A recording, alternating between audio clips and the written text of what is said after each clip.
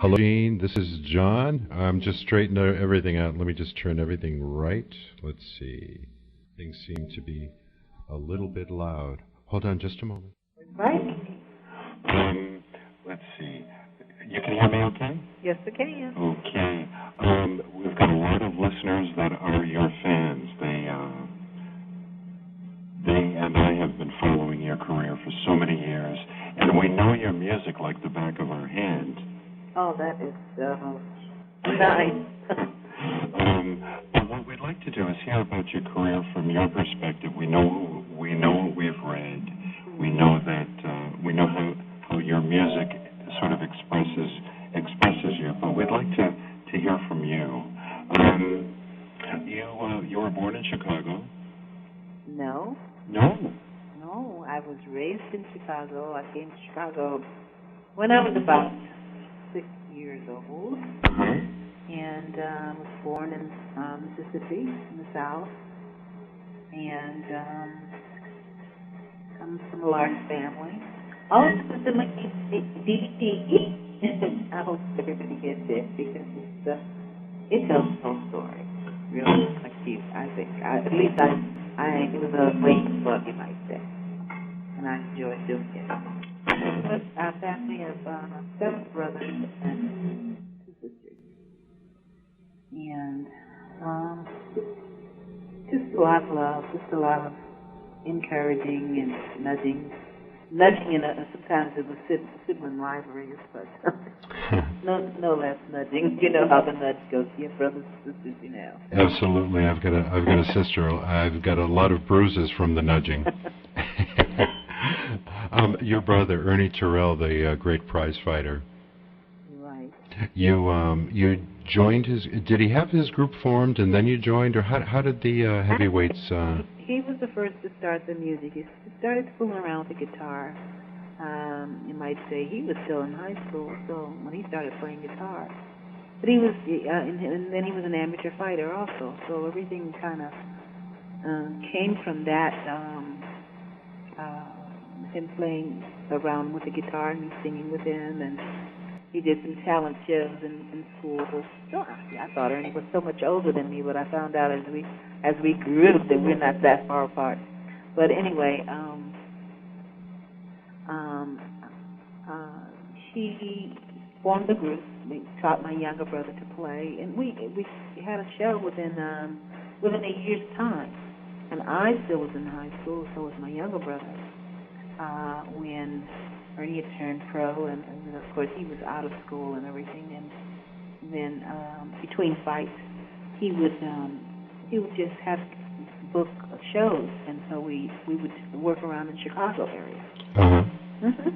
And the first place that I recall that that had any significance was on Rush Street, because Chicago has a place where a lot of jazz and a lot of it's kind of a they used to call like a little hippie place, that's what they called it at the time. But we went to this place called the Whiskey A Go-Go, and we worked there.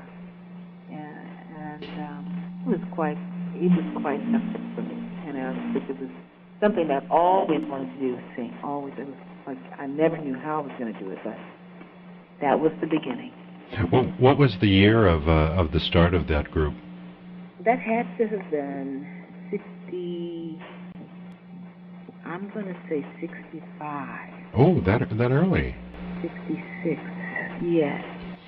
So let me ask you a question. As you were singing with your brother and you were hearing Motown artists, what was your thought about Motown and the artists that you were listening to? That was my music. That was the music of the day for me. Of course, there was the older, it was the older groups too, such as the Moon Glows and the Mills Brothers and so forth. And there's a lot of the older groups, but the group that was around my era and age, a little older than me, but still my group was the Motown sound, Philadelphia International sound, sound that came from Atlanta, Georgia, which was what was that label? Can't remember right now, but Otis Redding was on that label. Oh, Stax and Atlantic? Okay, and that. Mm-hmm. and there was a sound that came from Chicago, actually, Mm-hmm. Test Records. Curtis Mayfield and... Curtis Mayfield, of course, the great Jerry Butler. Oh, the great Jerry Butler. You know, and even, who else was that came out of Chicago? It was quite a few. Each city had its little sound, you know. Mm-hmm. Oh yeah, Chicago's was a very fine sound. I'm trying to think of a few others. Anyway, so Rescue Me came. She was from there. Oh, Fontella Bass. Fontella Bass. Yeah. Somebody else. Major Lance. Major Lance. Mm-hmm. The Staple Singers. Remember the Staple Singers? Absolutely. Absolutely. So you were with your brother, with the Heavyweights, and you were at the Fontainebleau Hotel in Miami. Yes. And unbeknownst to you, Berry Gordy was there? That's correct. When did you find out that he had seen you, and did he approach you after that? Exactly. He did, that same night. Yes. Oh, the same, so, okay. Yeah, well, you know, we were doing a lounge there, and usually if somebody came to see the show, they would ask us to come to the table, or they would come backstage or whatever, but instead of the backstage thing, usually we would come out, you know, we would just dress and come out, change clothes and come out, so that's what we did. Mm-hmm. Because, Ernie, of course, he knew Ernie, he didn't know any of the rest of us, so. But we got to meet him that night, and he was very impressed with the sound. He was very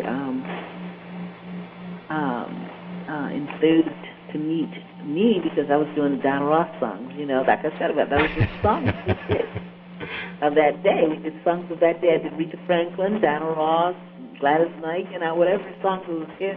Uh-huh. What's her name? And I'm saying, what's her name? My favorite singer of all was Dionne Warwick. Dionne Warwick, yeah. And so all of those songs, you know, I would do whatever the hit was of that day. And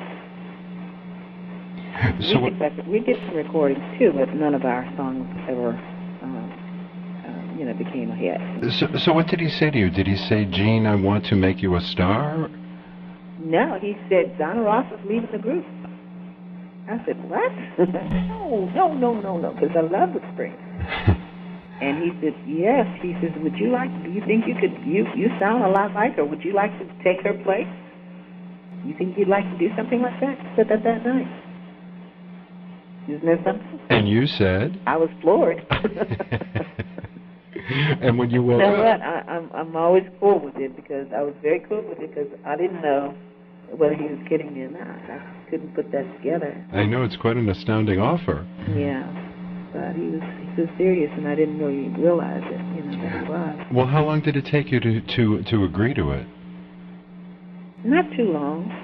I mean, I didn't say yes right away because I needed to, you know, I needed to review that whole thing and talk it over with my brothers. That was the group. Consisted of four of us from the family. And well, that's very loyal of you. Yeah, oh yeah. No, I mean, in fact, it wasn't something that I was going to readily do just on my own, no.